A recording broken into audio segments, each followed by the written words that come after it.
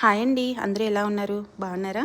నేనైతే ఇవాళ ఈ వీడియోలో వడలు బాగా పొంగుతూ ఎలా రావాలో చూపిస్తాను. మీరైతే వీడియోని లాస్ట్ వరకు స్కిప్ చేయకుండా చూసేయండి.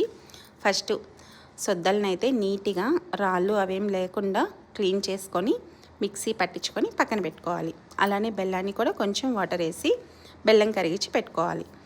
ఇప్పుడు మిక్స్ పట్టించిన సొద్ద పిండిలో కొంచెం ఉప్పు, అలానే సోడా ఉప్పు, కొంచెం చిటికెడు యాలకుల పొడి వేసి అలానే కరిగించి పెట్టుకున్న బెల్లం వాటర్ని పోస్తూ మన కన్సిస్టెన్సీని చూసుకుంటూ పిండిని అయితే బాగా గట్టిగా ప్రెస్ చేస్తూ కలిపి పెట్టుకోవాలండి.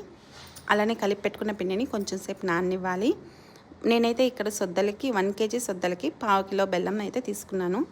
బెల్లం కొంచెం ఎక్కువైనా అలానే మనం ఆయిల్ బాగా కాగకుండా వడ వేసేసినా అవైతే బాగా పొంగవండి. సో ఈ 2 పాయింట్లు మీరు బాగా గుర్తుపెట్టుకోవాలి.